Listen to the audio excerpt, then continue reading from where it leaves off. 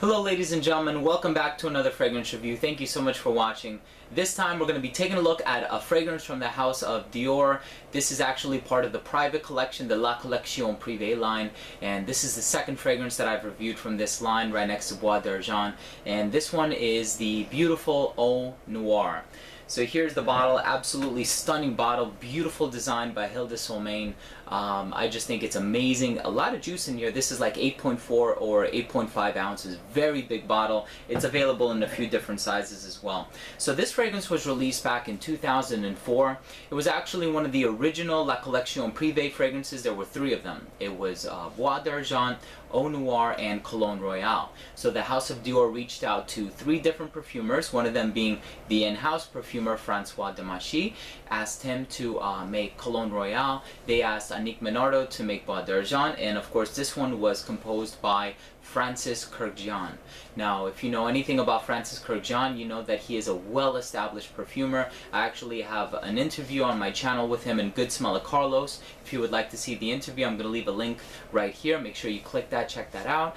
And he has done many fragrances like Le Male, Flankers of Le Male, of course, Le Beau Male by Jean Paul Gaultier. He has done what else? Narciso Rodriguez for him. He has his own line, MFK, Maison Francis Kurkdjian. Within that line, he has done classic or very popular hits in the community like Aqua Universalis Forte, Absolute Pour le Soir, Lumiere Noire. The list goes on and on and on. If you know anything about his compositional style, you know that Francis Kurkdjian really does well using the note of lavender. Fragrances like Le Male, even his newest fragrance for his own line, MFK, which is called Masculin Pluriel or Pluriel Masculin. It's a lavender and leather based fragrance. Actually smells really nice, by the way. And this one is another lavender based fragrance, but I'm very excited because he actually uses lavender very differently in this fragrance. Now, the La Collection Privée line has built up some, a sort of a notoriety, if you will. Reason for that is because of their discontinuations, unfortunately. So, of course, it started off, I believe, with Mitza, which is a beautiful, spicy, ambery fragrance. They discontinued that. They discontinued Vetiver, which is a very dirty, earthy, grimy vetiver, along the lines of Sycamore by Chanel or even Encre Noire by Lalique. And now there's talk, and I'm pretty sure it has already been discontinued. Eau Noire is the next one on the cutting block. So unfortunately, this is from what I've been hearing from some very credible and verifiable sources, that this is a discontinued fragrance now. So please make sure you check it out. Give it a try. This is one of my personal favorite fragrances now. Make sure you give it a try and check it out. If you think that this might be a fragrance you want to buy from this line. So I'm going to let you know what I think of this fragrance. Next up, let's take a look at the presentation.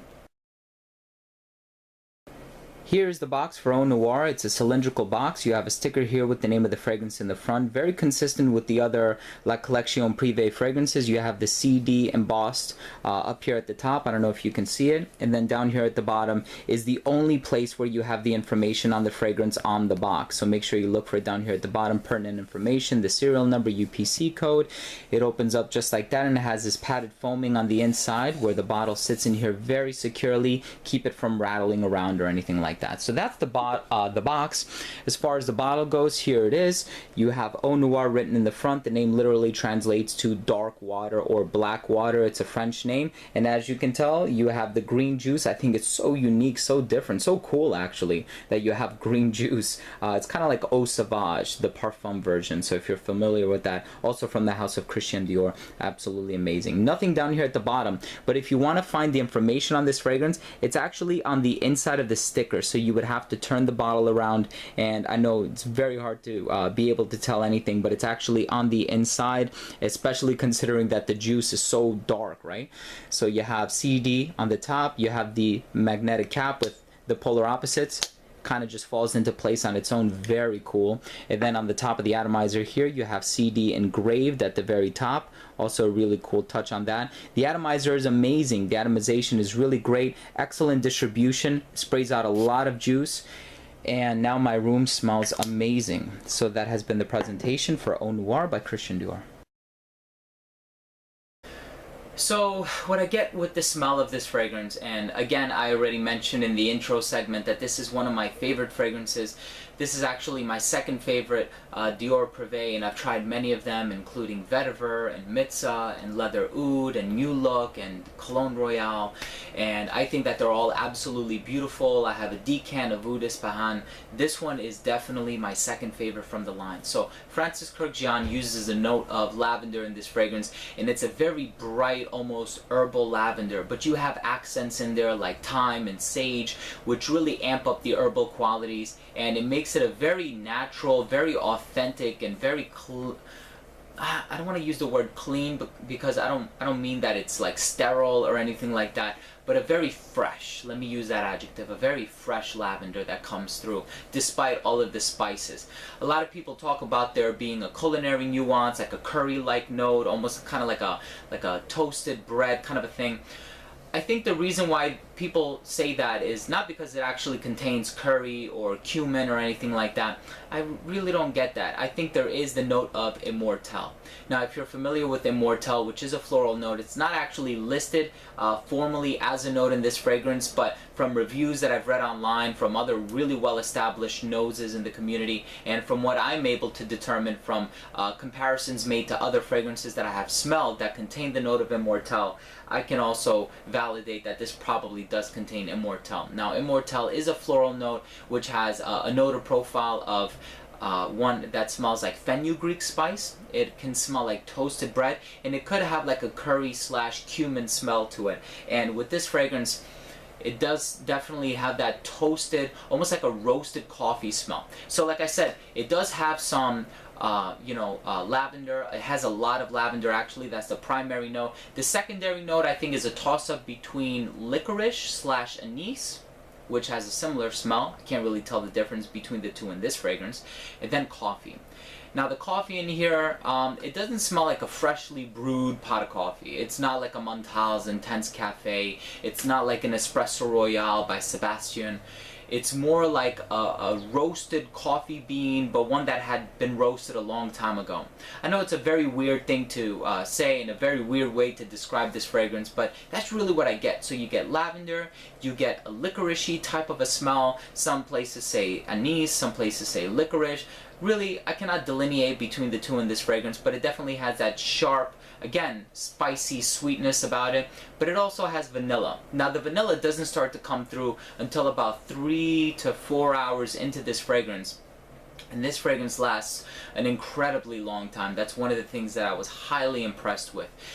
The vanilla comes out, cedarwood comes out, some other woodsy nuances come out in the base, and the lavender does tone down a lot in this fragrance. So even though, like I said, it's the primary note, unfortunately it does suffer from its volatility, and it doesn't last for the entire duration of this fragrance. I would say about 4 hours, and then it settles down to one of the most amazing, heavenly, and reminiscent dry downs that I have ever experienced.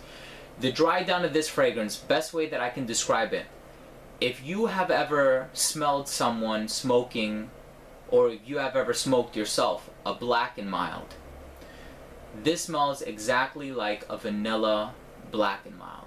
There's something that I used to do when I was in high school. Yes, you know, I've had a few Black and Milds when I was in high school. They used to remove something called the cancer paper. They used to champ the Black and Milds, which is where you take out all of the tobacco and you remove the inner layer of the Black and Mild. It's something called a cancer paper. That's what we called it. It smells exactly like that. You get almost like a tobacco nuance, which I think is brought forth by the type of lavender that's used. If you look it up on Dior's website, they even say that this type of lavender has a tobacco smell to it. So you have that tobacco nuance, you have that papery, woodsy quality from the cedarwood, and then you have the vanilla. You bring all three of those together with that spicy nuance brought in from the coffee and the Immortelle, and it really smells like a Black and Mild to me. It's an absolutely amazing smell with this fragrance. In the opening, it might be a little bit too sharp. For some people, I feel like the lavender in the opening might be a little bit too strong. If you're not a fan of lavender, this is a try, definitely not a blind buy. But I think in the dry down, it's absolutely amazing. No frills, no florals, no citrus. This is a down and dirty, Very straightforward, quite pungent fragrance. Absolutely amazing. In terms of compliments or complaints, I don't know. You know, it's all about how you carry yourself. I haven't gotten a compliment with this fragrance, and I have worn it quite a lot. So I don't know if you know, other people necessarily, you know, find it overly pleasant. It's not a compliment getter, you know, it's not an aquatic or a citrusy fragrance. It's definitely on the daring side. So you have to sample this one in order to make a, you know, a judgment for yourself. But again, like I said, it's one of my personal favorite fragrances. I'm actually very upset by the discontinuation. Last up, we have the rating. Thanks. First up, we have uniqueness and overall smell, and I have to give this fragrance a 10 out of 10. Like I said, it's one of my absolute favorite fragrances, second favorite from the La Collection Privée line. I know there are a lot of things to take into consideration, like the compliment factor, which could potentially bring down the score, and it's so hard for me to remain objective in doing this kind of a review, but this is such an amazing smell, so unique, so creative and different. It really stands out. I have never smelled anything that smells quite like the way that this fragrance does. I have to give it a 10 out of 10. It lasts for a long time. Fixatives were used successfully. I think it's a great creative risk and a great take on a lavender-based fragrance by Francis Kurkdjian. 10 out of 10. Next up, we have longevity. 10 out of 10. This will last on your skin 2 days after shower. If I were to remake my top 10 longest lasting fragrances list, not only would this fragrance make that list, but it could potentially be like #1 or #2 on that list. Longevity might actually last longer than you would want it to last, so it's absolutely ridiculous, through the roof.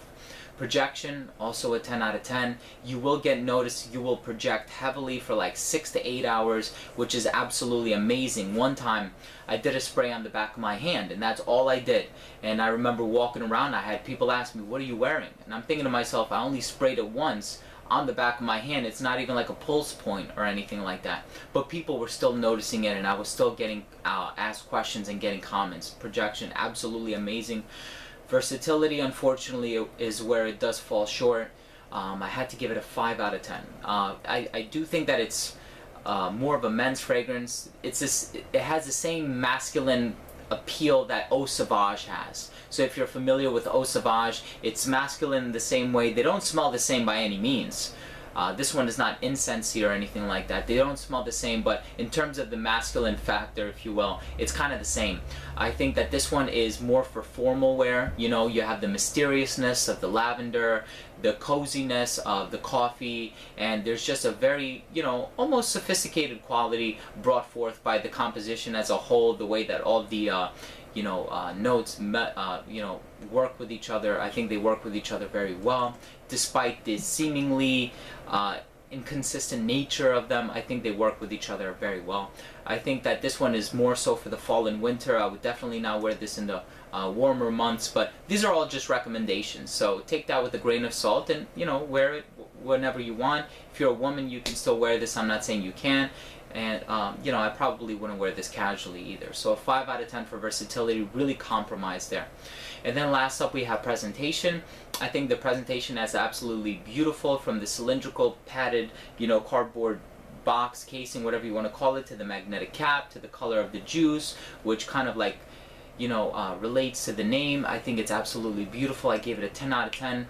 Overall, I'm going to have to give this fragrance a 9 out of 10.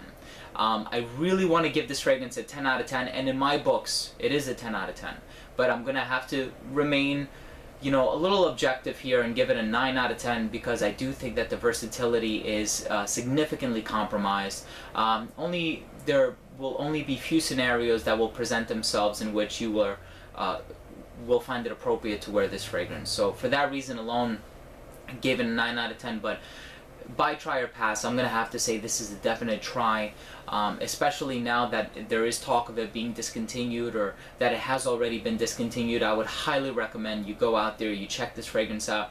You never know, it might end up being your next favorite fragrance. For me, I stumbled upon this quite recently, just a couple of months ago, and I can't believe that I had not smelled it sooner. I think it's a beautiful fragrance. Really stands out, truly unique, does not smell like anything else. It's mysterious, it's sophisticated, it's unique, it's daring, it's potent, you know. It packs such a serious punch, and I just think it's, honestly, I would even use the M word. I would say it's a masterpiece. I really do think it is. So guys, thank you so much for watching. That was my review of Eau Noire from the La Collection Privé line from the House of Dior.